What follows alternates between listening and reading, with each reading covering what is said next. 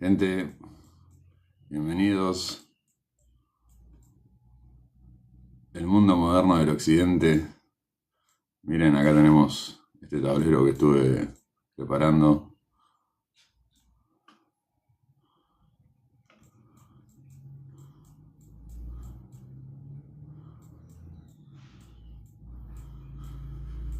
Estudiando un poco las logias, masonería, Illuminatis, las revoluciones que han ocurrido en Europa y todos los movimientos de independencia en América, guerra de secesión en Estados Unidos, revolución industrial, el Martín Fierro. ¿Qué más tenemos? La campaña del desierto de nuestro querido amigo Roca, el tratado de Argentina y Chile. Y acá tenemos una parte muy importante, ¿no?, centrada en la fundación de la Ciudad de La Plata en 1882. Acá tenemos a Rocha, que como dice acá, Rocha quería ser presidente. Esa es la razón de la fundación de la Ciudad de La Plata, ¿no?, que era un benefactor de la humanidad. Acá tenemos fotos bastante antiguas de la Ciudad de La Plata. Acá tenemos la gobernación, acá el Ministerio de Gobierno, el Museo Rau, que era un lugar que era preexistente a la Ciudad de La Plata. Esto es, digamos, la prueba de que Tolosa existía desde antes, ¿no? Y es más, tiene un cartel que dice desde 1875, si no me equivoco. Acá está el Consejo Educativo en plena construcción, Palacio de Justicia.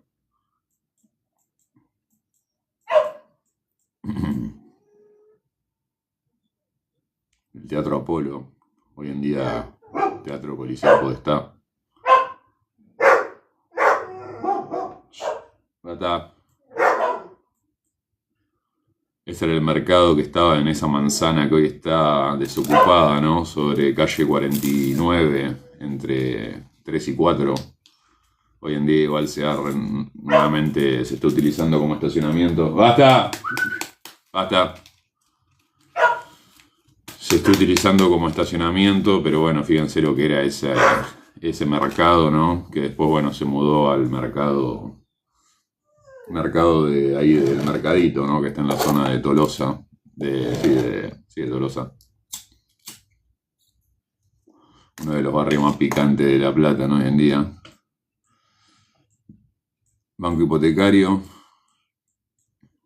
pasaje de Ardo Rocha cuando era estación. Y bueno, la iglesia de San Ponciano, ¿no?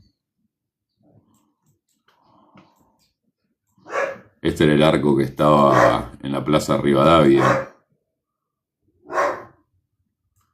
Justamente de Rivadavia, acá nos damos cuenta de la unión, ¿no?, entre estos próceres que fueron en realidad unos piratas disfrazados, ¿no?, como Bernardino Rivadavia, que fue el primero que hizo un bono de deuda con Inglaterra de 1 millón de libras esterlinas, que apenas recibió la mitad en letras, o sea, ni siquiera le dieron oro. ¡Basta, ¡Basta!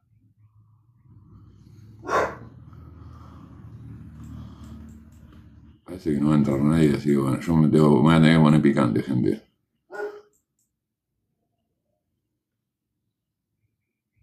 ¿Por qué?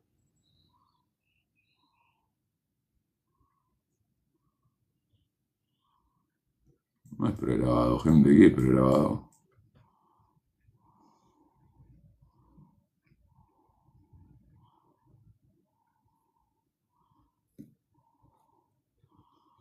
Bueno, me están queriendo censurar acá. Estoy con una línea de tiempo para mostrarles la realidad de este mundo, cómo opera la masonería en las sombras desde siempre, ¿no?, desde el año 1700 en su creación de la masonería moderna.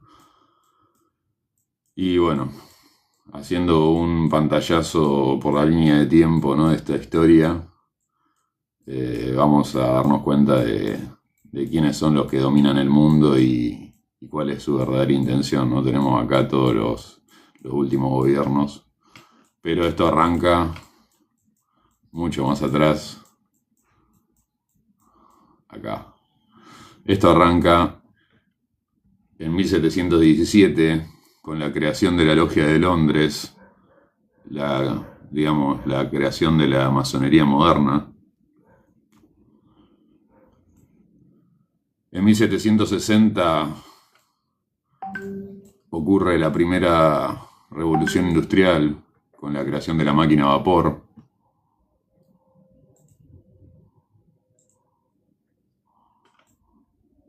En 1776 se crean los Illuminatis de Baviera, cuyo objetivo era explícito, era derrocar a las monarquías absolutistas y destruir la influencia de la Iglesia Católica. Por eso, evidentemente, se dice que este tipo de los Illuminati básicamente son satánicos en algún punto, porque más allá de si adoran a Satán o no, sí están en contra de la Iglesia Católica.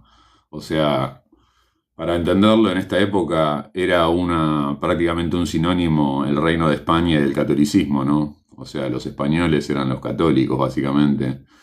O sea, que estar en contra de la Iglesia Católica, básicamente en esa época, no era estar en contra de una institución religiosa, sino que estar en contra del catolicismo era estar en contra del Reino de España, que era el reino más poderoso en ese momento.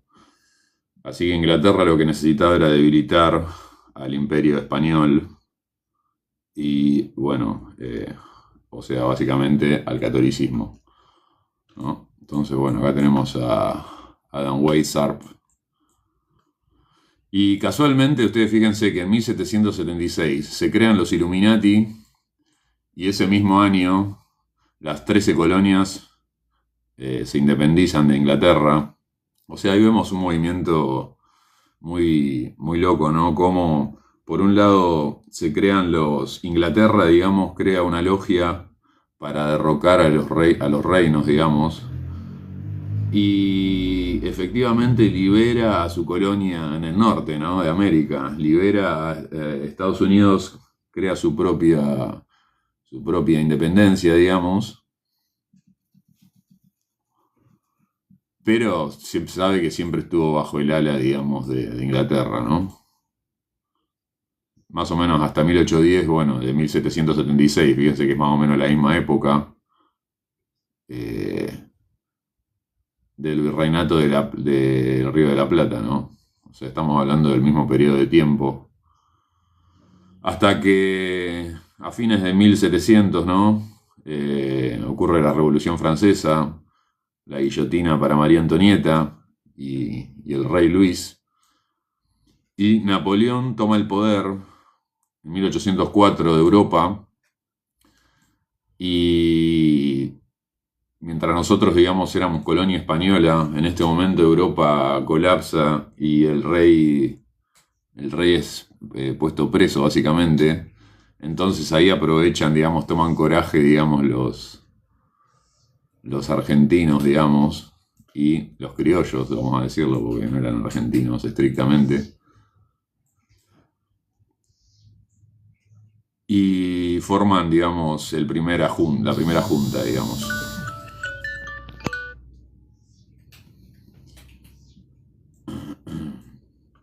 En 1806 y 1807 ocurren las invasiones inglesas. Las tropas británicas invaden Buenos Aires 2 veces buscando nuevos mercados. Como el rey español huye, el virrey español se va a Córdoba con las pocas tesoros que puede recolectar en ese momento. Y ahí es la típica batalla que se recuerda, ¿no?, en los colegios, que era cuando el pueblo, digamos, tiraba, bueno, agua hirviendo, se decía aceite, pero en realidad era grasa, y piedrazo y balazo también, ¿no? O sea, Argentina fuimos los espartanos, ¿no?, venciendo al imperio británico, ¿no?, al ejército más temido del mundo, con esos uniformes rojos impecables. Entraron por la ciudad de Buenos Aires por los pasajes de San Telmo y esas zonas, y fueron acorralados por el mismo pueblo aguerrido argentino, que hoy solamente es patriota para cuando juega un partido de la selección. Pero deberíamos recordar a los verdaderos próceres de este país, como Güemes. Güemes fue el verdadero caudillo del norte. Quizás se podría decir que fue el verdadero hombre gris antes de que exista la profecía de Parravicini, ¿no? En 1912 San Martín viene de Inglaterra, ¿no? Con un barco inglés. Por eso se pensaba que era un espía, ¿no? Toda la gente decía, ¿qué hacen estos tipos que supuestamente vienen a ayudar y bajan de un barco inglés? Por eso yo acá le pongo la bandera pirata argentina. Porque se sabe que era un plan de Maitland, ¿no? El de invadir Buenos Aires y luego tomar una posición en Mendoza y desde ahí cruzar los Andes, liberar a Chile y luego navegar hacia Perú. Era, digamos, el plan de un general británico y fue luego el plan que hizo 20 años después San Martín, ¿no? Un poco menos de 20 años después, ¿no? Sí, bueno, fue en 1800 el plan. Tenemos 1813 la batalla de San Lorenzo, 1816 la declaración de la independencia, 1817 el cruce de los Andes, 1820 la ruina de la Argentina. O sea, a 3 años de las gestas patrias, a 3 años del cruce de los Andes, ¿no? El mayor símbolo de la independencia y de la liberación de este pueblo, Bernardino de Rivadavia, el pionero del centralismo y la deuda, es el arquetipo del político porteño que despreciaba el interior. Básicamente Bernardino Rivadavia fue efectivamente masón, habiéndose iniciado en Europa y participado activamente en diversas logias como Estrella Sureña. Su filiación a la masonería influyó en su pensamiento político y en las reformas modernizadoras y anticlericales que impulsó en Argentina. Estos se hacían los modernos, pero eran terribles garcas y entregaron todo el poder y toda nuestra posibilidad de ser un imperio de todo el Cono Sur. Lo entregaron por su misma ambición de oligarcas y terratenientes.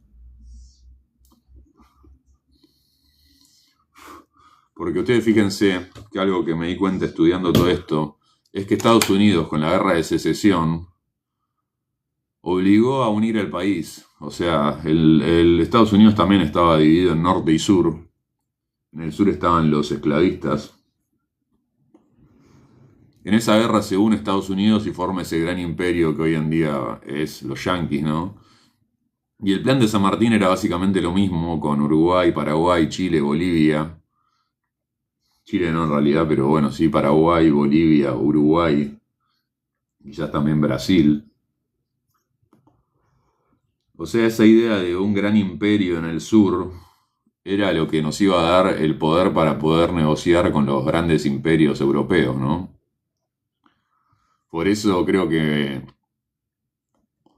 la cuestión esta de decir divide reinarás tiene mucho que ver acá con América del Sur, ¿no? Porque, como les digo, Estados Unidos en la guerra de secesión, acá en 1861, lo que hace es justamente unirse, ¿no? El norte y el sur se unen y forman ese imperio que luego, digamos, se va acomodando y menos de 100 años después de la Segunda Guerra Mundial, termina siendo el imperio, digamos, una de las partes de esta dualidad entre Rusia y Estados Unidos que se dio después de la Segunda Guerra Mundial. Entonces, lo que pasó acá es que Rivadavia sacó un préstamo con Inglaterra de 1 millón de libras esterlinas, de las cuales recibió la mitad.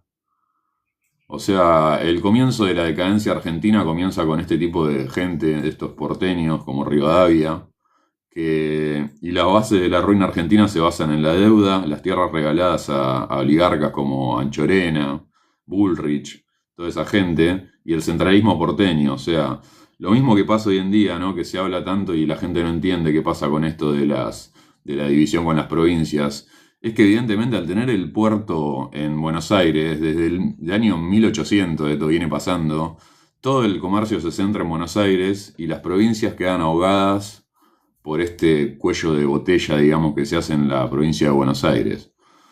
Y esto es algo que es un plan de la oligarquía porteña para quedarse con todos los recursos, y esto es el motor que hace que el país nunca pueda progresar. O sea, básicamente tendría que haber puertos en varios puntos en el país, en el norte, mínimamente uno en el norte y otro en el extremo sur, y así se podría hacer más pareja la distribución, y también tendría que haber trenes que conecten todo. Trenes que conecten todas las provincias, porque justamente los ingleses lo que hicieron fue hacer una red de trenes. Espera que no pude leer la pregunta que me hiciste. Para ver lo de túneles, González, ¿cómo andás? El que está hablando de ese tema en particular es Cristian Varela en el canal Conociendo el Misterio, si no me equivoco se llama. Buscá túneles de Varela y seguramente te va a salir porque hizo de varios lugares de la provincia.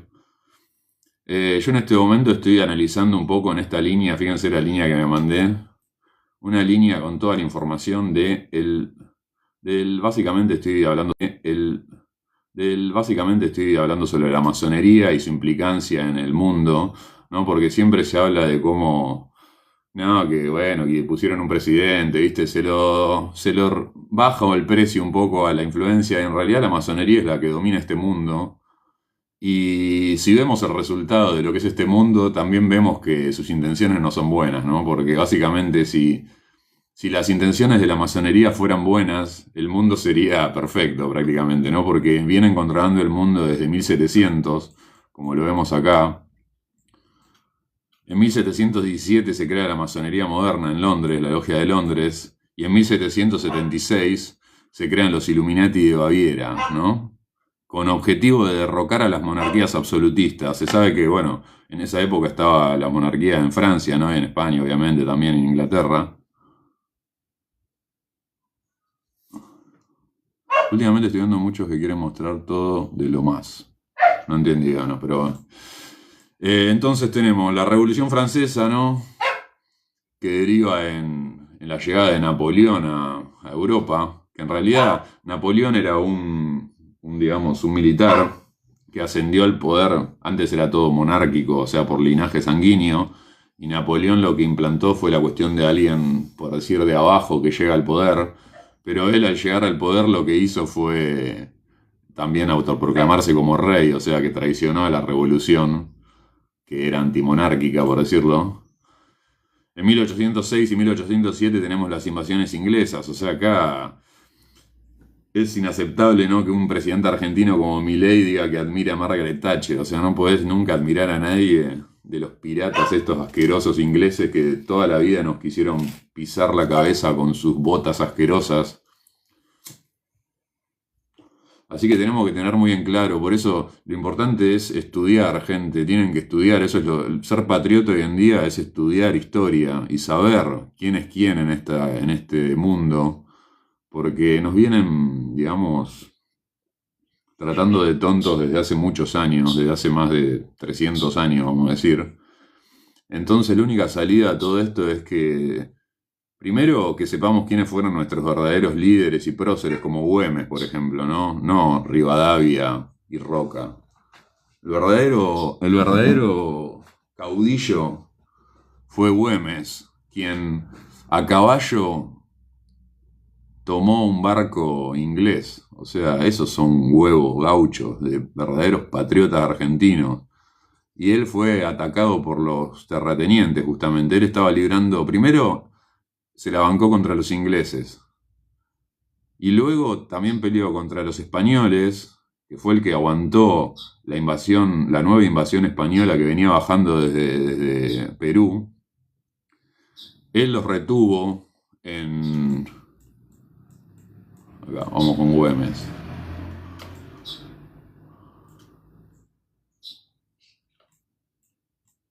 Él los retuvo y hizo propicio después el cruce de los Andes de San Martín, ¿no? Luego de la batalla de San Lorenzo, ¿no?, se declara la independencia. Esto está profundamente ligado a Napoleón, o sea, si no fuera porque Napoleón invadió Europa, invadió al rey de España, nunca nosotros nos hubiésemos liberado de España, o al menos no en ese momento. O sea, ustedes fíjense cómo, así como San Martín es clave para la independencia de América o de Argentina, también lo es Napoleón. Porque Napoleón fue el que tomó al poder del reino de España, ¿no? Entonces, bueno, después acá tenemos otra batalla impresionante que es una segunda intento de saqueos por parte de los piratas ingleses y de Francia, ¿no? El bloqueo anglo-francés y la vuelta obligado. Yo estuve en este lugar, todas estas cadenas que se han puesto en un pasaje que había acá en el río para evitar el pase de estos barcos que nos querían robar, igual que hoy en día lo hacen los chinos, ¿no? Y toda esta gente que viene a pescar ilegalmente a nuestro mar. Pero en ese momento había gente realmente patriota y Juan Manuel de Rosas, en la época de Rosas, ¿no?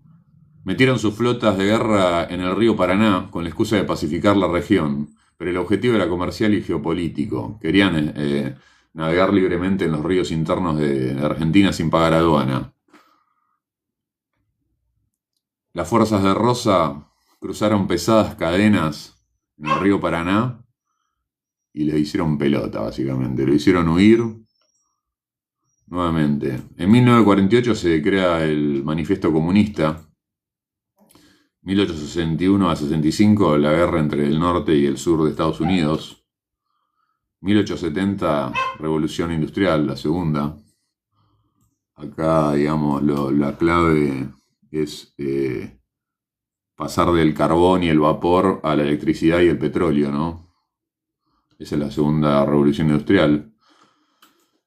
Hay algo clave acá que les quería comentar acerca de José Hernández, ¿no? Se sabe que en La Plata están los 5 sabios, ¿no? Que entre ellos está Alejandro Korn, Bucetich, Almafuerte. Pero yo considero que el 6º sabio es José Hernández, el autor del Martín Fierro, que fue el que le puso La Plata a la ciudad de La Plata, ¿no? Y fue también el que malogró el asado de la fundación, ¿no? Se sabe que había un asado multitudinario y por el calor extremo que hacía, la carne se abombó. Y bueno, básicamente es una locura, ¿no? Que el autor del Martín Fierro, ¿no? El gaucho por excelencia, por decir, malogró un asado para una multitud y supuestamente eso fue uno de los puntos que generó el descontento de la gente que supuestamente después saqueó la piedra fundamental, ¿no? Que ahora vamos a hablar de ese tema. Pero Son J, ¿de quién hablas?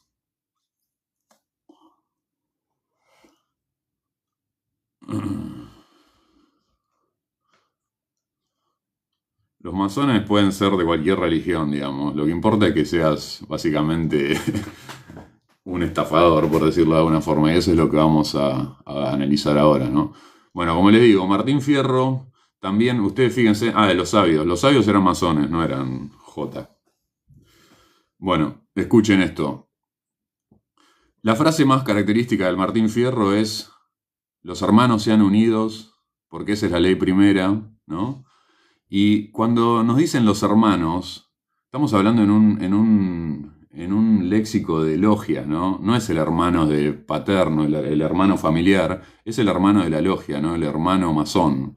Entonces lo que está diciendo es, si los hermanos se pelean, los devoran los de afuera. Es que, aunque haya diferentes facciones en la masonería, ellos se unen, porque si no los devoran los extranjeros. Ese era, digamos, el mensaje de Martín Fierro. Que en realidad ustedes fíjense cómo se llevó, esto fue en 1872, y en 1882 está la fundación de La Plata con nuestro querido amiguito masón Rocha, que era un maestre nomás, era grado 3. Y justamente acá lo que se da es eso. Roca quería ser presidente, en ese momento era Roca el presidente, el zorro. O sea, y Roca también era masón, o sea, ahí estamos viendo el enfrentamiento de dos hermanos, ¿no? Rocha que quería ser presidente y hace la ciudad de La Plata para ganarse el respeto político, digamos, y Roca que ya era el presidente y había encabezado la campaña del desierto y ya tenía un poder absoluto, ¿no? Y sobre todo el beneplácito de la oligarquía porque les había regalado tierras a más no poder, ¿no? Y Rocha tenía un plan B que era si, porque lo que terminó pasando, ¿no? Que Roca puso a un familiar de él, que es Selman, como presidente. Entonces tenía un plan B que era una revolución, o sea, iban a secuestrar a Roca en su casa, digamos. Ese era el plan de Rocha, de nuestro querido fundador, junto con el gobernador D'Amico, que tenía su residencia al lado de la catedral. El plan de él era derrocar a Roca, si no le podía ganar las elecciones de forma pacífica, digamos, ¿no? El tema fue, el error de ese plan es que Roca, que era el zorro, no por nada le decían el zorro, ¿no? Era mucho más astuto. El zorro Roca le puso un informante que era Máximo Paz, que era el jefe de la policía acá en la provincia. Entonces, los únicos que sabían del plan de Rocha eran D'Amico y Máximo Paz. Y Máximo Paz era un infiltrado de Roca. Así que nunca pudo llevar a cabo el plan porque básicamente Roca ya lo sabía y le iba a hacer pelota, ¿entendés? Era un gran militar y un estratega. Otra cosa clave que quiero marcarles es que en 1886 La Plata fue la primera ciudad de Latinoamérica con tendido eléctrico. Casi les podría decir que es la primera del mundo en realidad si nos basamos en la cantidad de luces que tenía en el área pública, ¿no? Tenía 200 luces. ¡Basta, Bupi! Pero lo importante de esto es que aunque se venda como, y yo también me lo compré como un gran avance, porque vos te pones a ver, y la realidad es que sí, fue una locura, que la ciudad de La Plata fue la primera ciudad básicamente del mundo iluminada, con iluminación en las calles, ¿no? Y no era una iluminación común, era con luces de arco, que era una especie de plasma, o sea, iluminaba un montón. Se dice que las primeras luces que se pusieron en La Plata fueron en la zona de la Plaza San Martín, y esas luces se veían desde Uruguay. O sea, imagínense la potencia que tenían esas luces, y que estamos hablando de un tipo de electricidad similar a lo que luego Tesla, digamos, fue desarrollando, ¿no?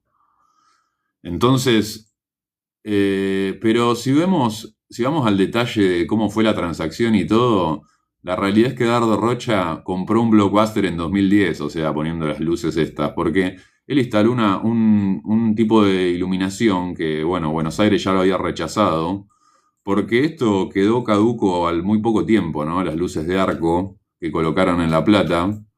Al poco tiempo se, digamos, ganó el formato de Edison, ¿no? De las lámparas incandescentes. Y bueno, acá vemos que el contrato, vamos a leer acá, el contrato inicial de 1875, la prueba piloto, eran 12.000 pesos en moneda nacional, para poner 20 lámparas de arco. Y luego el contrato, bueno, terminó siendo por esto, que era, bueno, una fortuna, ¿no? Eran...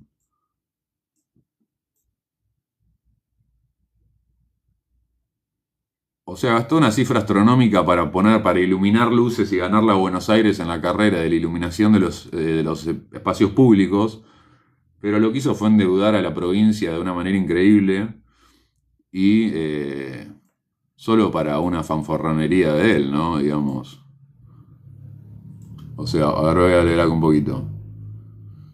Si levantás la alfombra del relato oficial, La Plata, la antena de América planificada por mentes iluminadas, lo que encontrás abajo es una historia de frustración, deudas, ambición política desmedida y fracaso estrepitoso en los planes personales de Dardo Rocha.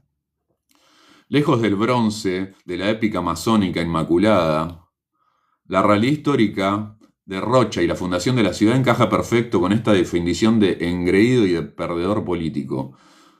Los datos duros de esta cuestión son estos. El delirio de grandeza. Rocha quería ser presidente. La Plata no se fundó por amor al urbanismo y a la geometría sagrada.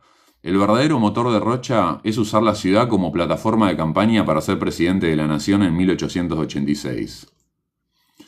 El tipo quería demostrarle al país que él no solo podía levantar una capital futurista, de la nada en 4 años, pasándole el trapo a la vieja Buenos Aires. Por eso gastó fortunas que la provincia no tenía en palacios suntuosos, en la tecnología obsoleta de Bruges, ¿no? Que es la primera ciudad iluminada de Latinoamérica, pero por 15 años, porque, o menos, 10 años, porque eso no sirvió de nada, además requería un mantenimiento. Trajo científicos europeos, era una vidriera publicitaria. O sea, gastó plata del Estado, endeudó a la provincia para sus planes políticos. Lo mismo que hacen hoy los políticos como Kicillof, como hizo Scioli, como todos los gobernadores de la provincia, que usan a las instituciones y a los ministerios para financiar sus propias campañas políticas. El verdadero dueño del poder en esa época era Julio Roca, el jefe de la generación de los 80. Roca lo usó, dejó que Rocha gastara toda la plata y el prestigio de la provincia en fundar La Plata, y cuando llegó el momento de elegir candidato a presidente, lo puenteó por completo y puso a su cuñado, Juárez Selman. Rocha se quedó sin el pan y sin la torta, quedó aislado políticamente, traicionados por sus propios hermanos. Los hermanos se han unido porque esa es la ley primera. Y enterrando en la ciudad que él mismo se había fundado. Jamás pudo llegar a la presidencia.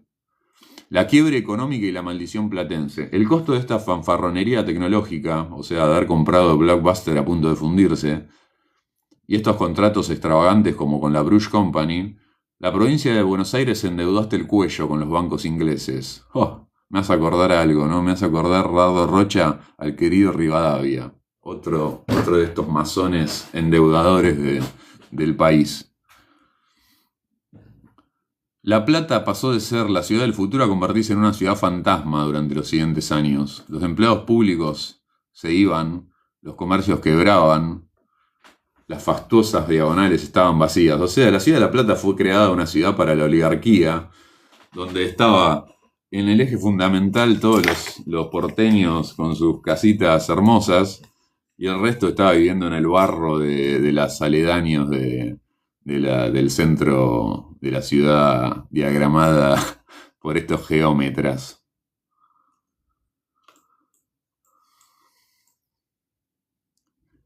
Fíjense esto, acá vamos a analizar un poco lo del Martín Fierro que les decía, que es muy interesante esto que descubrí. Los hermanos sean unidos, habla de los hermanos masones. Y fíjense, el libro fundacional de la literatura gauchesca, escrito por José Hernández, específicamente la frase exacta, un poquito diferente al texto original, pero el lunfardo dice: los hermanos sean unidos porque esa es la ley primera, tengan unión verdadera en cualquier tiempo que sea, porque si ellos se pelean, los devoran los de afuera. Hernández no escribió esto para que los hermanos de sangre no se peleen por la comida en la casa. El Martín Fierro es una tremenda metáfora política de la Argentina del siglo XIX. Hernández escribió el libro civilmente indignado con la élite de Buenos Aires, Sarmiento, Mitre y compañía. El tipo veía cómo las guerras civiles argentinas entre unitarios y federales, las peleas de los caudillos, lo único que hacían era desangrar y empobrecer al pueblo. O sea, el mensaje de los hermanos se pelean, los devoran los de afuera, era: si los de adentro nos seguimos matando por el poder y el ego, los tiburones de afuera, los de Wall Street, los bancos británicos, las corporaciones extranjeras como la Bruce o General Electric nos van a comer crudos. O sea, acá yo puse, yo creo que habla de que si los hermanos masones, por ejemplo Roca y Rocha, se pelean, los devoran los de afuera, o sea, los extranjeros.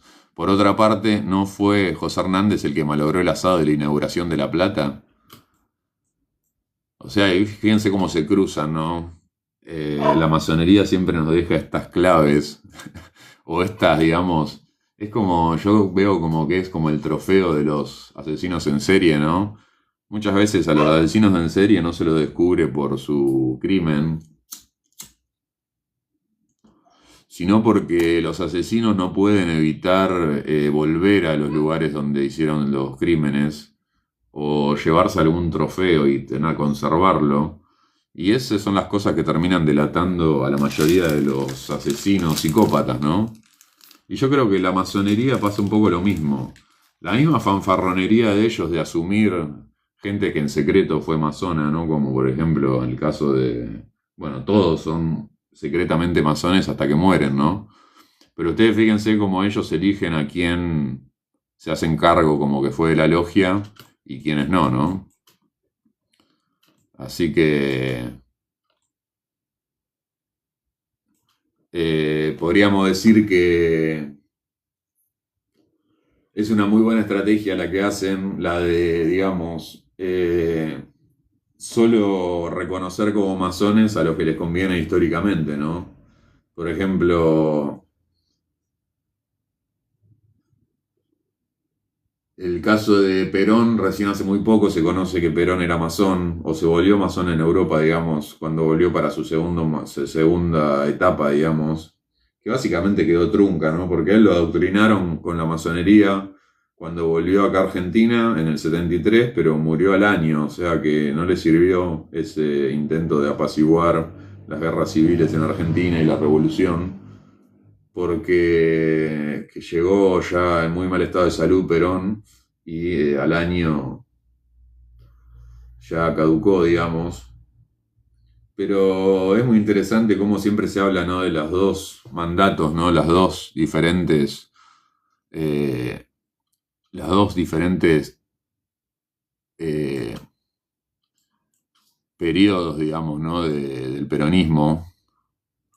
Eh, pero también hay que ponerlo en un contexto internacional, ¿no? Estamos hablando del fin de la Segunda Guerra Mundial, cuando ingresa Perón al poder. Eh, Fin de la Segunda Guerra Mundial y el comienzo de la Guerra Fría, ¿no? Donde Estados Unidos hace la prueba de Hiroshima y Nagasaki como para decirle a Rusia, mirá que tenemos la bombita. El mundo se volvió una Matrix en donde tenías que elegir pastilla roja o pastilla azul, o sea, era la forma de vida americana del capitalismo de consumo o el paraíso proletariado de Rusia, digamos, esas eran las dos opciones hasta ese momento. Por eso fue tan importante la idea de Perón de la tercera opción, de la tercera posición, ¿no? Porque justamente en un mundo de una dualidad tan estricta, ¿no?, entre el capitalismo y el comunismo, Perón lo que vislumbró fue esta idea de hacer una tercera opción que era tomar, digamos, las mejores cosas de los dos sistemas, digamos, o al menos esa era la teoría, ¿no? Y por eso fue tan exitoso Perón, ¿no?, en Argentina y creo que a nivel mundial en realidad este tipo de sistema político es muy interesante, el de la tercera posición. Pero bueno, cuando Perón se va exiliado de Europa, eh, es, digamos, se junta con Licio Gelli y la logia Propaganda Due, la PDUE. Entonces es coronado como grado 33 en el rito escocés antiguo, Perón, y vuelve a Argentina, ¿no? Y es cuando echa a los montoneros de la plaza y defrauda, digamos, a su ejército rebelde, ¿no?, que era el que lo había ayudado a regresar, digamos, ¿no?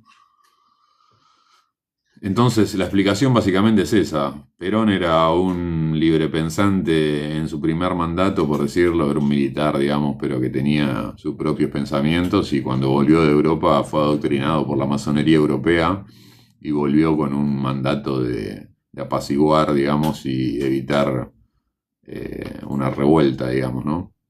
Fíjense cómo eh, en esa época estaba también la Revolución de Cuba en 1959. Y si vemos Cuba, o sea, en un lugar donde estaba todo prohibido, pero algo que no estaba prohibido en Cuba, miren lo que era. La masonería, claro, querido. La Logia del Sur en Trinidad, Cuba. Acá tenemos la Logia Aurora del Bien.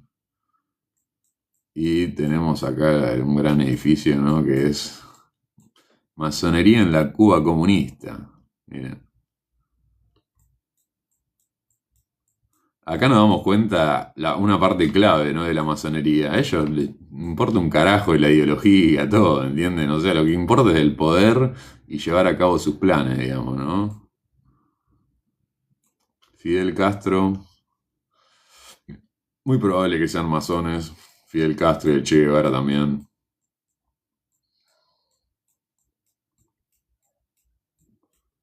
...1961 Tratado Ártico... Presidencia de Ilia.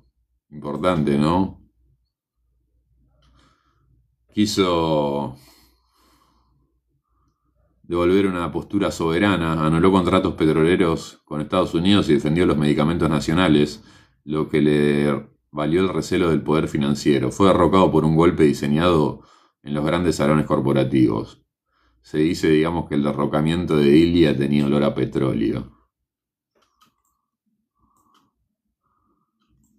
Mayo francés, una revolución, pero que no es en este momento del proletariado y del pueblo, es una revolución cultural. Ya en Argentina, en el 66 y el 70, durante el gobierno de Onganía, nacen los grupos estos armados, digamos, rebeldes, Montoneros y el ERP,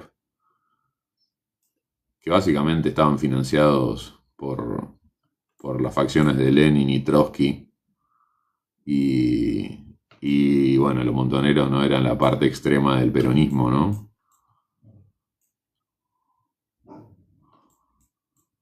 Acá tenemos documento que confirma la pertenencia de Perón a la masonería, ¿no? Juan Perón, grado 33, ¿no?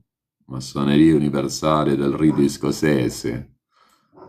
Para lo que yo me acuerdo que yo discutía con un diputado que me decía que Perón era antimazón. Puede ser en el primer mandato, pero en el segundo no lo era.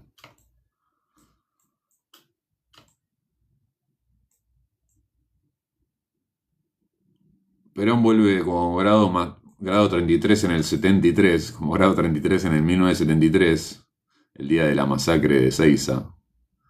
O sea, la gente le va a hacer el aguante a recibirlo y el chabón después lo desprecia. Y en el 74 muere. Entonces queda trunco el plan de la élite mundial de usar a Perón como apaciguador de Argentina.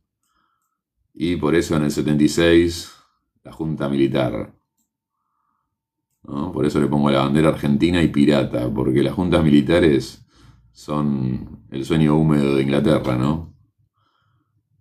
Que Argentina esté sometida. Tenemos conflicto de Beagle, la guerra de Malvinas. Ustedes fíjense siempre los piratas detrás de todas nuestras penurias, ¿no? Desde las invasiones inglesas en 1806, ¿no? Desde las invasiones inglesas hasta la creación, la infiltración, ¿no?, de las logias a través de la logia Lautaro, por ejemplo, con San Martín, ¿no? El cruce de los Andes, que fue un plan del general inglés Maitland, ¿no? Y como no pudieron desde el lado militar, porque lo sacamos corriendo con aceite a estas ratas piratas, lo hicieron mediante las regulaciones y mediante los acuerdos con los... Uy, ¿qué pasó? Perdón, ¿eh? No sé qué. Se me abrió el FL Studio o cosa. Perdón. ¿Cuáles son las bases de la ruina argentina y la que tomaron todos los políticos hasta ahora? Toma de deuda, tierras regaladas y el centralismo porteño. O sea, al cerrar la economía al puerto de Buenos Aires, eso estrangula a toda la provincia y eso es lo que viene pasando desde 1800. Lo que hizo Bernardino Rivadavia fue el pionero del centralismo y la deuda en el arquetipo del político porteño, que desprecia al interior. Como ministro y luego como primer presidente, en la década de 1820 llevó adelante las políticas que fundaron el poder de la oligarquía. Préstamos con Baring Brothers, pidió el primer préstamo gran bono de deuda externa de 1 millón de libras esterlinas, que en realidad le dieron ni la mitad y no se lo dieron en oro, se lo dieron en letras y se lo dieron en posibilidad de comprarle herramientas a los ingleses. O sea, una estafa total y más de la mitad de la guita se la afanaron ellos. O sea, esto es un estudio para que entendamos que lo que está pasando hoy con gente como Adorni, como Insaurralde, o sea, no me importa el partido político. Todos son masones y todos están detrás de esto por una cuestión de intereses propios y en realidad están favoreciendo a los poderes extranjeros, básicamente, ¿no? Porque mientras más se debilita nuestro país con este sangre constante de corruptos, menos poder tenemos para enfrentarnos a los verdaderos enemigos que son los ingleses, los piratas ingleses y la masonería internacional. Esos son los verdaderos enemigos de Argentina. 1845 está acá otra vez, tenemos a los piratas, en este momento con los franceses también, que intentaban, digamos, comerciar en nuestro territorio, ¿no? En nuestro río sin pagar impuestos, ¿no? Con esa excusa de pacificar, pero en realidad lo que querían era no pagar en la aduana argentina. Entonces Rosas hizo esto que es impresionante, ¿no? En el río Paraná, cruzó todo este tipo de cadenas y unas boyas gigantes, que yo fui a este lugar y la verdad que es impresionante verlo. Todos tendríamos que saber de esto, de estos verdaderos héroes que defendieron a nuestro país de los ingleses. Y bueno, le cruzaron estas cadenas de costa a costa sobre el río para frenar a los barcos de guerra hipertecnológicos de los europeos. Aunque militarmente pasaron, el coste económico y político fue tan alto que las potencias tuvieron que terminar reconociendo la soberanía de Argentina. ¿Entienden? En la vuelta de obligado, Argentina nuevamente volvió a plantarse contra Inglaterra y los volvió a vencer. Por no sé cuántas veces ya, ¿no? O sea, eso nos tiene que probar que nosotros somos más potentes que estas supuestas potencias internacionales. El tema fue acá la clave, que mientras nosotros con San Martín no logramos la unificación de Latinoamérica, ¿no? Con Bolívar y San Martín, Estados Unidos sí lo logró. El Imperio del Norte, digamos, unificó el norte y el sur y logró ese gran imperio que después dominó el mundo. Y nosotros, en lugar de haber generado esa unión en el cono sur, que nos hubiese hecho la potencia más importante del mundo, quedamos divididos en Argentina, Brasil, Bolivia, Paraguay y todos los demás países, digamos, chimangueándonos entre nosotros recursos, en lugar de estar por encima de todos, digamos, como debería ser y como estaba destinado por nuestra extensión geográfica y por nuestras tierras, ¿no?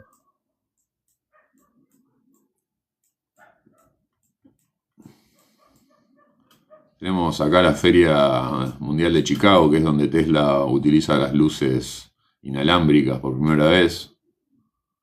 1900 el primer vuelo en Zeppelin. 1901 Tesla crea la torre Wardenclyffe, que era para un experimento para probar, digamos,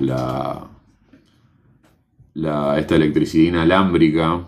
Pero cuando JP Morgan se enteró de que no la podía cobrar porque iba a ser inalámbrica, desfinanció, digamos, el proyecto de Tesla. 1910 es una época clave acá en Argentina porque como era el centenario, ¿no? de la independencia, acá vemos que en La Plata, por ejemplo, y obviamente en Buenos Aires más todavía, se construyen muchos edificios públicos como para ese festejo del centenario. Como la Estación Provincial, el Colegio Nacional, la Legislatura, y se hace este monumento que hoy en día no está, a la primera junta, ¿no? Después se lo reemplazó por un monumento a San Martín que hay actualmente. Tenemos en 1912 el hundimiento del Titanic, Primera Guerra Mundial. Esto es clave también, ¿no? La muerte de Rasputín. Ustedes fíjense que Rasputín era como un defensor del zar ruso. Y ustedes fíjense que lo matan con este complot que casi que era imposible matarlo, parecía. En 1916 lo matan y en 1917 empieza la Revolución Rusa.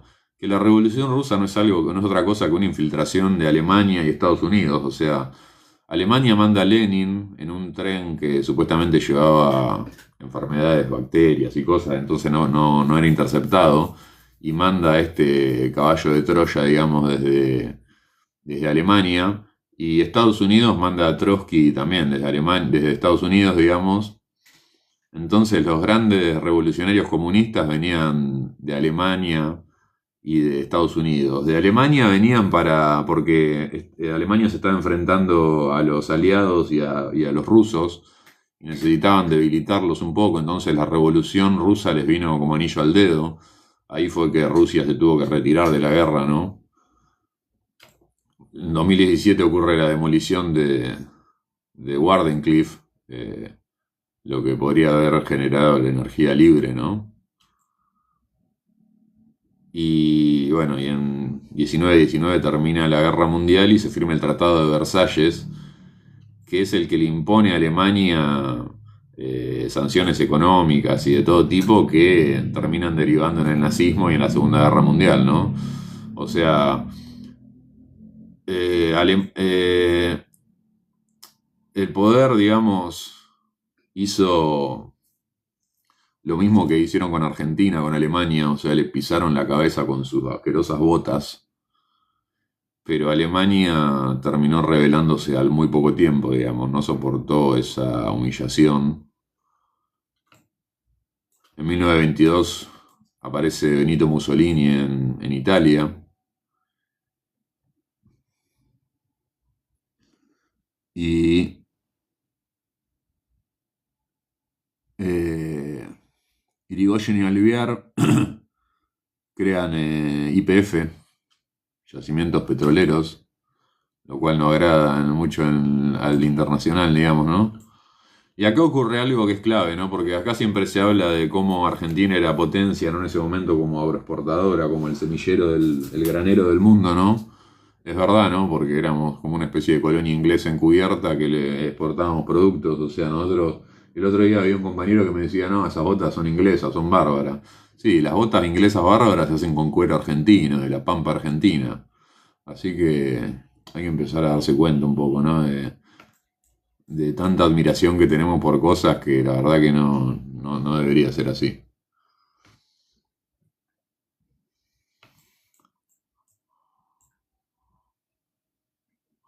Fíjense lo que dice Simón Bolívar, ¿no? Cuando ya está frustrado en su lecho de muerte.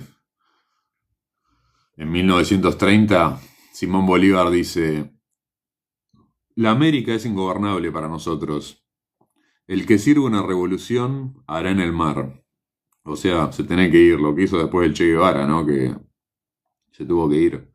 La única cosa que se puede hacer en América es emigrar. Esas son las frases de Simón Bolívar, ¿no? El país caerá infaliblemente en manos de la multitud desenfrenada, para después pasar a tiranuelos casi imperceptibles, de todos colores y razas. Es increíble esta definición de Simón Bolívar de lo que viene pasando en la Argentina con estos presidentes tiringos que venimos teniendo, que lo único que hacen es devastar nuestro país.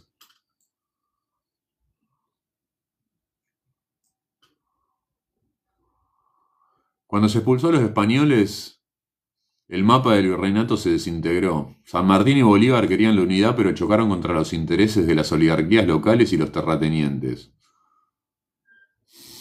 El egoísmo de los puertos. Ciudades puerto como Buenos Aires, Montevideo y Río de Janeiro preferían seguir siendo ricas solas, controlando sus aduanas, comercio directo con Inglaterra, antes que repartir sus ganancias para financiar el progreso de las provincias del interior. O sea, acá nos faltó un Lincoln, que fue el que unió, digamos, a la parte norte y sur de Estados Unidos, que en lugar de integrarnos nosotros, el antiguo virreinato del Río terminó fragmentado en lo que hoy es Argentina, Uruguay, Paraguay y Bolivia. O sea, estos países que estoy nombrando, Argentina, Uruguay, Paraguay y Bolivia, tendrían que ser todo uno. Somos el Cono Sur, somos esa gran patria grande que soñaban los libertadores, ¿no? Bolívar lo resumió con una frase desgarradora antes de morir en la pobreza. América es ingobernable. El que sirva una revolución hará en el mar. Bueno, como vemos acá, esto que les nombraba, ¿no? En la Revolución Cubana estaba todo prohibido, ¿no? En Cuba no te dejaban salir del país, no te dejaban hacer esto, no te dejaban juntarte, pero las logias masónicas estaban a la orden del día, gente, miren. Fidel Castro aprobó o sea, Fidel Castro era masón, vamos a decirlo, aunque no lo quieran reconocer, porque es lo que le digo. La masonería se maneja de una forma que es muy efectiva para ellos, o sea, ellos, nadie puede decir si alguien es masón o no, nadie te puede acusar de masón mientras estás vivo, y una vez muerto, pueden decirlo, digamos, las logias a las que perteneces, pero digamos, eso se lo guardan. Cuando les conviene lo dicen, ponele a San Martín, que es visto como un gran prócer, se reconoce que era masón. Roca también se reconoce que era grado 33 porque fue el gran genio para la oligarquía argentina, fue un gran prócer, ¿no? Porque le dio tierra y le extendió el territorio, ¿no?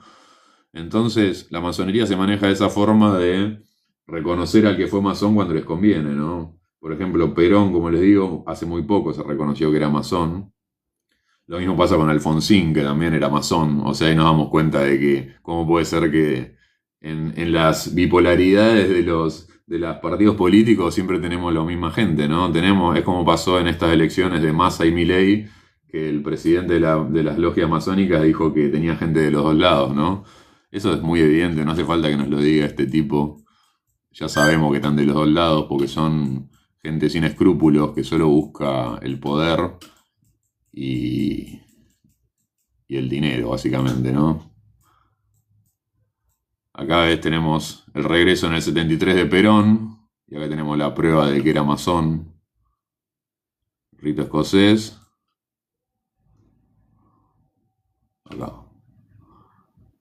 Juan Perón, grado 33. A ver, muchachos, ¿qué me van a decir? A ver, hay que estudiar, gente, hay que estudiar. Muy patriotas son ustedes para ver el partidito ahora, para sufrir con Cabo Verde, pero ¿por qué no sufren con cómo nos roban y cómo nos vienen engañando con la masonería desde hace años? Lo ponen como los grandes próceres, los que pusieron los presidentes. En realidad son los que siguen, digamos, las indicaciones de Inglaterra, de los piratas. Por eso acá ven, esta es la bandera argentina cuando está al mando esta gente asquerosa. La bandera argentina pirata. La Argentina encubiertamente gobernada por Inglaterra y por las logias masónicas.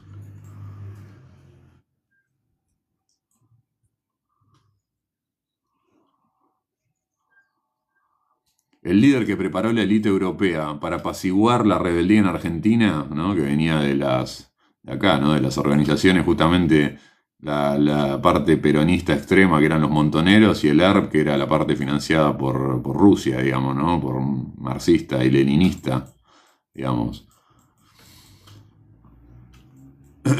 Y bueno, y acá también lo tenemos a nuestro amigo Alfonsín, que también, miren acá en el busto que tiene en Plaza Moreno, como le han puesto así masón, ahí al toque ya un tipo corriéndolo. Andás a ver qué logia lo mandó, ¿no? Porque estaba muy apurado, se ve, para borrarlo. Con el puzzle este asqueroso.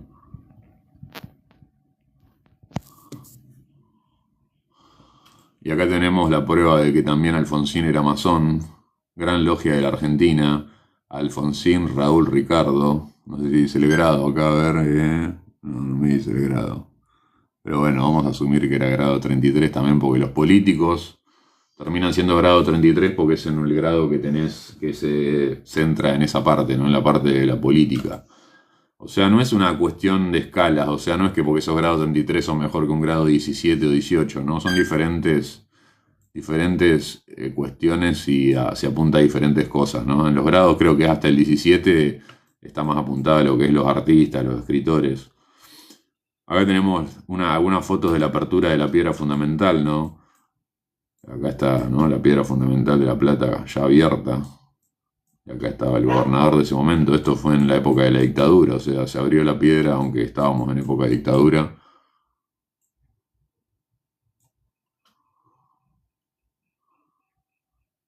Y esto es algo importante, a ver qué les quiero decir, porque es algo que me di cuenta entre tantas cosas que voy desasnando, ¿no? Y estudiando, es que ustedes fíjense cómo un Estado elefantiásico y corrupto y un gobierno liberal que quiere destruir el Estado son básicamente lo mismo detrás de bambalinas. Los dos debilitan el patriotismo y ayudan a sembrar el caos que trae el orden extranjerista. Las dos opciones del menú son funcionales al mismo comensal. Detrás de bambalinas, el Estado elefantiásico, vamos a decirle el kirchnerismo o el populismo o el peronismo, y el neoliberalismo destructor no son enemigos reales, funcionan como un mecanismo de relojería de dos tiempos. El péndulo destructivo, diseñado para demoler la soberanía de un país y entregarle sus recursos al orden extranjerista. Si lo redactamos con rigor de investigación para nuestro marco teórico, el funcionamiento de esta trampa se despliega de esta forma. El péndulo de la subordinación. La destrucción coordinada del Estado-nación para centrales de poder, el verdadero enemigo a neutralizar es el Estado soberano y patriótico. Un Estado eficiente, industrial, con científicos propios, fuerzas armadas con capacidad disuasoria y un pueblo fuerte con arraigo identitario. Eso sería, digamos, el ideal argentino. ¿Cómo destruir ese núcleo de forma directa? Es complejo. La matriz geopolítica opera mediante una pinza pendular que utiliza dos falsos opuestos. Esto es impresionante. Escuche, gente. Ojalá hubiese alguien escuchando. Hay una sola persona, creo. El tiempo 1 de ese péndulo es el estado elefantiásico, corrupto e ineficiente. Vamos a representarlo en el kirchnerismo. la siembra del caos. O sea, la gente se cansa de ver corrupción. Ahí está, Charlie, buenísimo, gracias que me escuchás. Cuando un proyecto soberano es infiltrado o desviado, se promueve la hipertrofia del aparato estatal. El Estado deja de ser una herramienta de desarrollo estratégico y se convierte en una estructura burocrática asfixiante, corrupta y vacía de contenido patriótico real. El vaciamiento ideológico es otra parte fundamental, ¿no? El patriotismo es reemplazado por un discurso de cotillón o por dogmas ideológicos rígidos que fragmentan a la sociedad. Se destruye económicamente el valor de la moneda mediante el déficit crónico y la emisión descontrolada, estrangulando el aparato productivo local. Esto es todo lo que hace el kirchnerismo, básicamente, o el peronismo, o todos los ismos. El objetivo oculto, instalar en el sentido común de la ciudadanía la idea de que el Estado no sirve para nada. ¿Qué es lo que pasó ahora que terminamos con este soquete de Milei, ¿no? Básicamente, ¿no?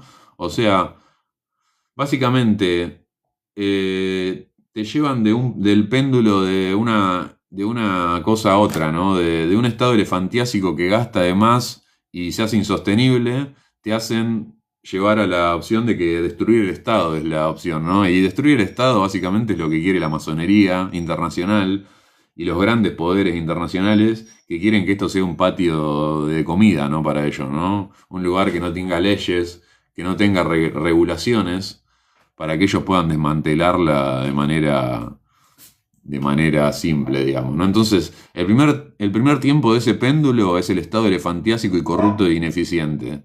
Y el segundo tiempo, el neoliberalismo destructor, la cosecha del shock.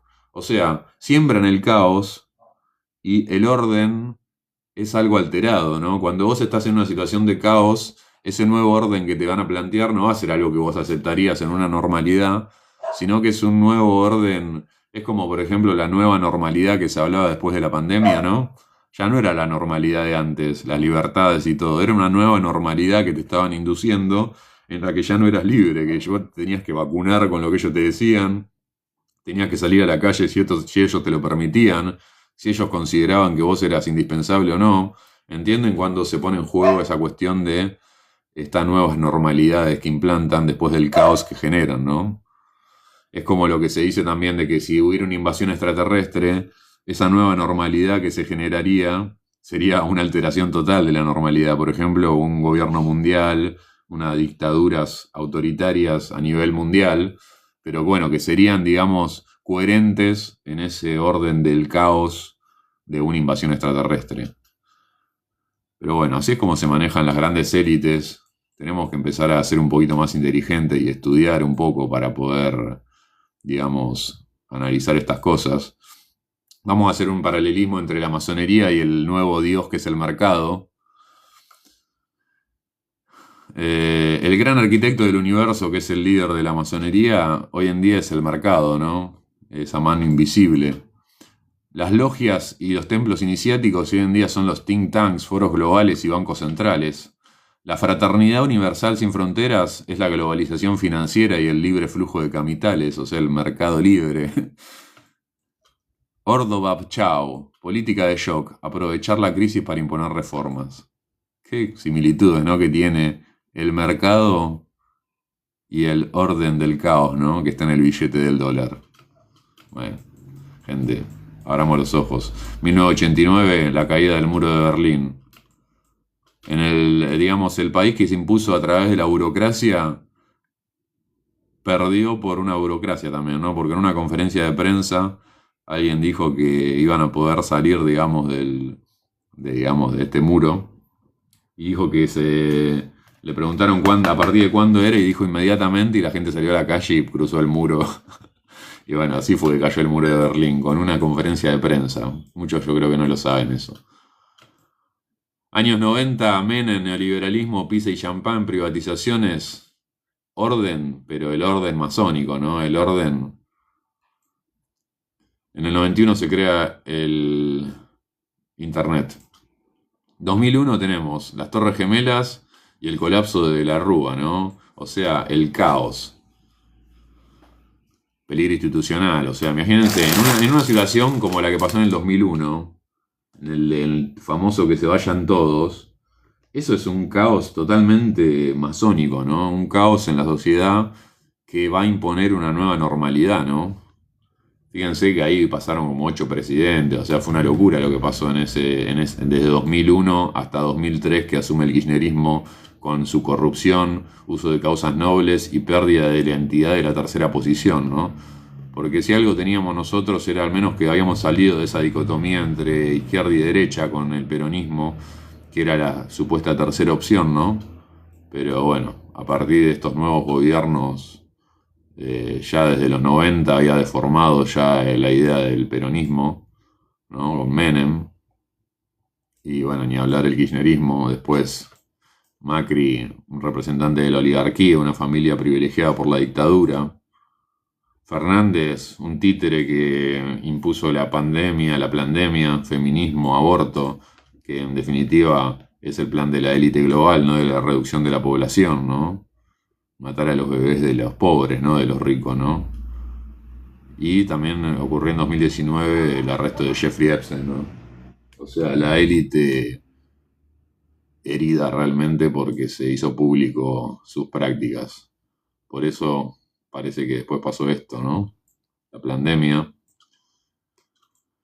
Y bueno, y llegamos a la actualidad, ¿no? Libertad, pero ¿para quiénes, no? Es lo que dice Milei. Viste que Milei siempre dice: libertad, libertad. Libertad para los oligarcas, libertad para los masones, pero no libertad para los verdaderos pobladores. La casta es el promedio argentino, o sea, la casta somos todos nosotros, los que odian, ¿no? La oligarquía, ¿no? Los gauchos, los verdaderos gauchos, porque tenemos esa sangre que tiene parte europea y también parte de esta tierra profunda, y eso nos hace rebeldes y nos hace que seamos tan pasionales. Nuevos próceres empresariales, antipatriotismo, sionismo y colonialismo. Eso representa hoy en día Milei,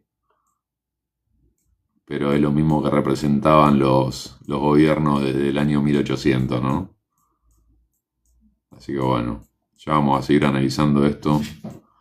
Hay mucho pero bueno, no hay gente para escuchar, parece. Les gusta más ver el partidito de fútbol, cómo patean la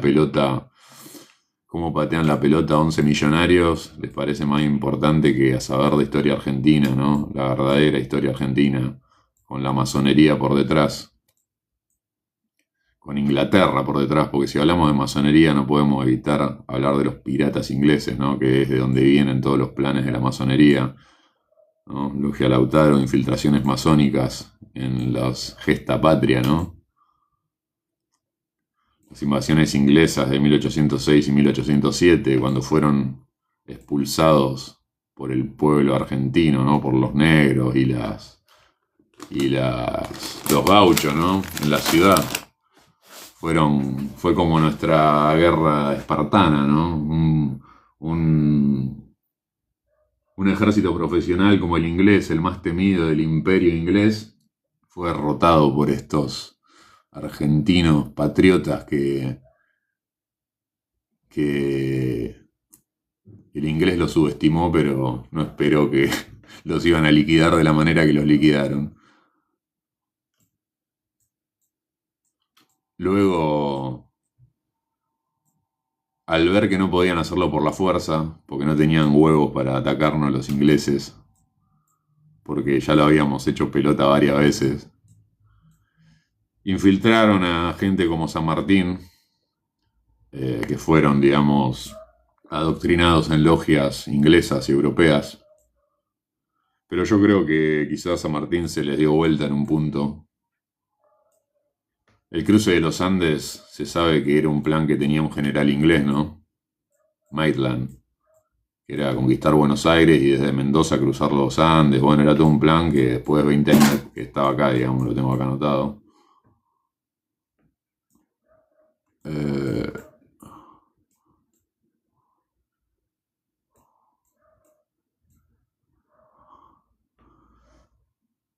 Y acá tengo un pequeño homenaje a Güemes, que tomó un barco inglés a caballo, o sea, algo histórico, algo único en el mundo que ha pasado. Güemes fue el verdadero héroe, gaucho, el caudillo del norte, atacado por los terratenientes oligarcas y por los españoles, o sea, enfrentando a dos fuertes. Cuando fue herido en batalla, fue el único de los próceres argentinos muerto en batalla. por algo será, ¿no? Ustedes fíjense que los otros masones no murieron, como San Martín y el resto, ¿no? Pero Güemes sí murió en batalla y él recibió un ofrecimiento, pues estuvo 10 días agonizando y recibió de la oligarquía, de los terratenientes, le querían mandar un médico a cambio de que él se rinda, digamos, y rinda a su ejército de infernales, como se le llamaba, y él no claudicó, dijo que por favor sigan peleando y digamos, no se regaló básicamente. Güemes es el verdadero prócer, tenía que estar en todas las plazas, en todos los billetes y en todo nuestro corazón también. En lugar de tanto alarde con... O sea, si no fuera por Güemes, San Martín no hubiese existido, básicamente, no hubiese podido cruzar nada, porque el que retuvo el avance de España en el norte fue Güemes con los infernales. ¿Eh? Así que el verdadero acá prócer era un gaucho, este no venía de la ley, este venía de una familia noble, de una familia, digamos, adinerada, vamos a decirlo, pero dejó todas sus riquezas para ir con los pueblos, con los gauchos, a luchar por este país y por este suelo tan importante y tan bendito que tenemos. Pero no fue reconocido porque era odiado por la oligarquía, porque él impuso algo que era... no me acuerdo el nombre bien, pero algo así como la renta gaucha. Básicamente era que los gauchos que peleaban en la guerra no iban a pagar más tributo a los terratenientes y no iban a poder ser castigados ni nada. O sea, básicamente por ser militares, al igual que un militar común, tenían derechos y propiedad y digamos, poder agarrar las cosas de los saqueos, ¿no? Cuando invadían a los españoles se podían quedar con las cosas.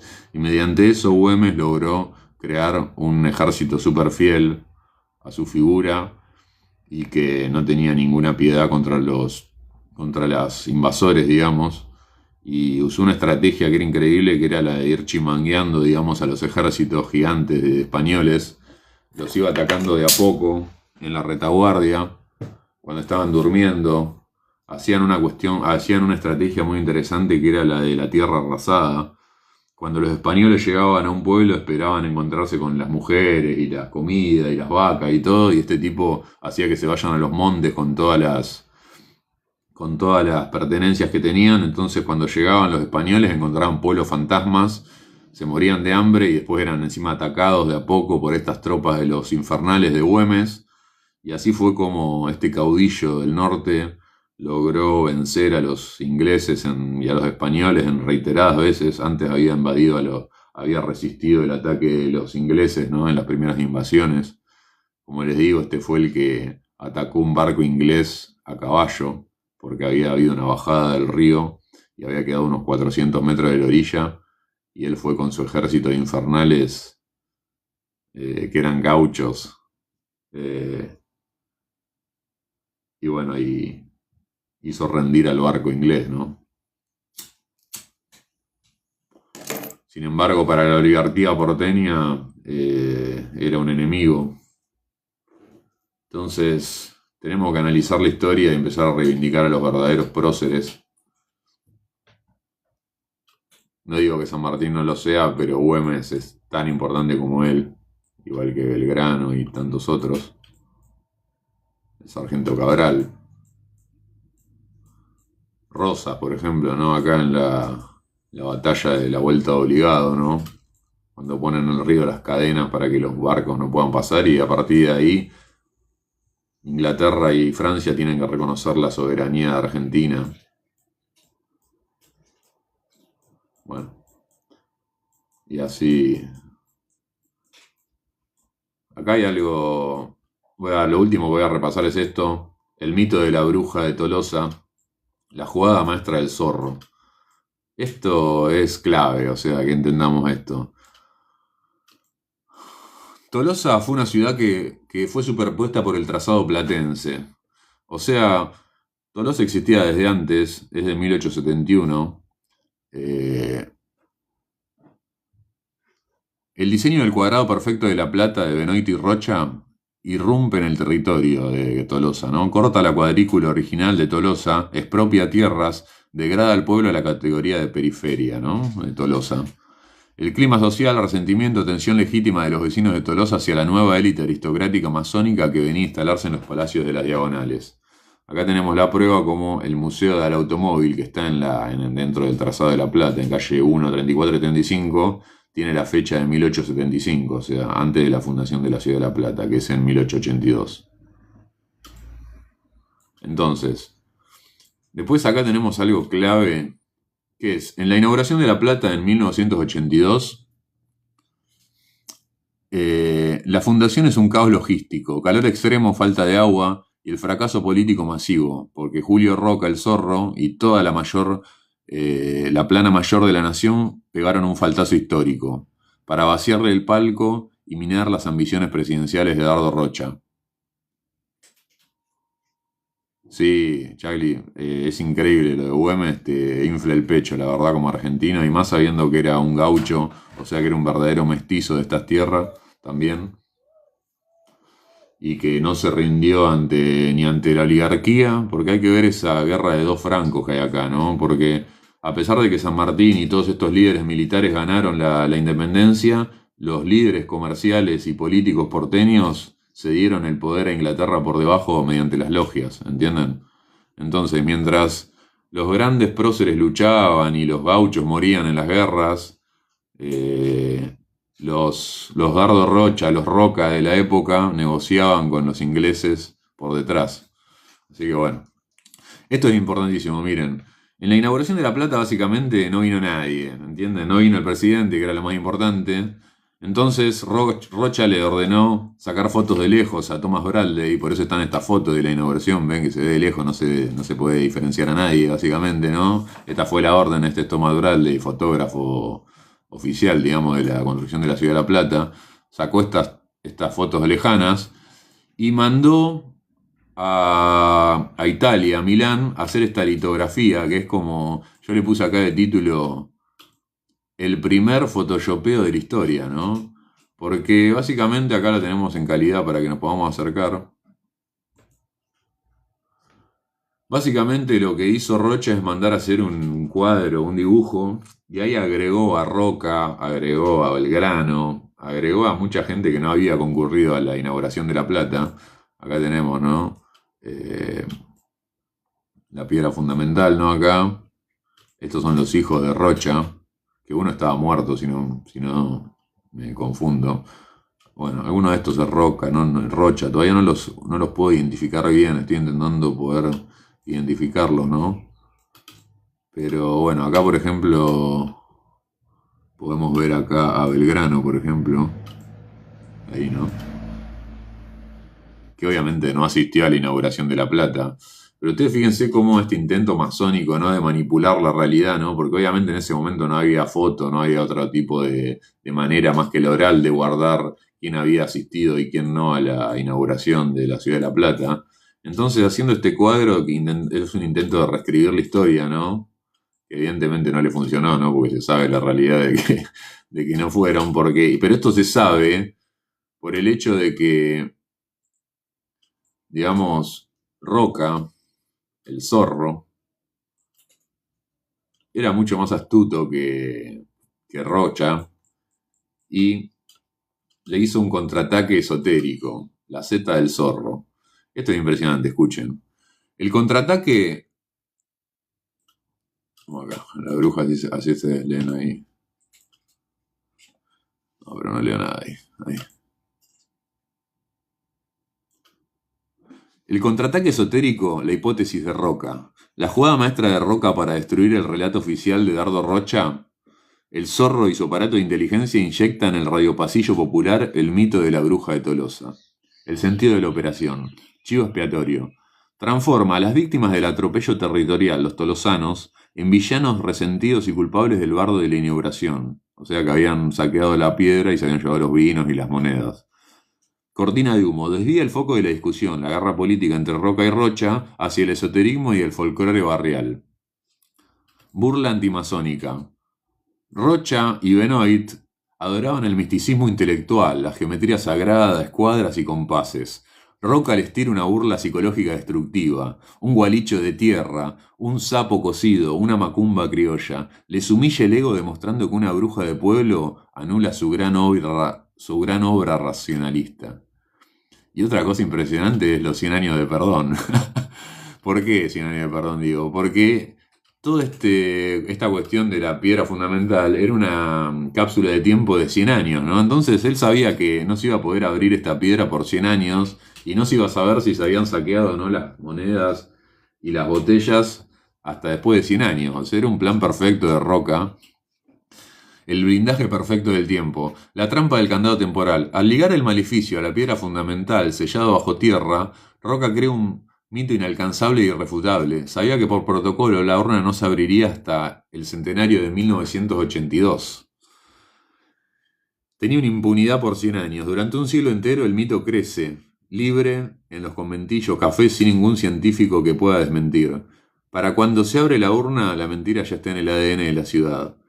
Al final, en 1982, cuando se abre, estaban todas las monedas, el vino estaba roto, pero estaba en la botella. O sea, fue mentira lo de la bruja, el mito de la bruja, que estaban las monedas en el museo, y esta es la caja donde estaban las cosas, digamos. Lo que sí, la cuestión es que se inundó todo y bueno, no se pudo, los textos no estaban en condiciones, digamos. Pero bueno, el mito de la bruja del 71. El mito de la bruja de Tolosa es un gran invento del Zorro para ganarle la presidencia a Rocha, perdón. Y le salió perfecta, la verdad, la jugada. Digamos, subestimó la mística masónica de... haciendo...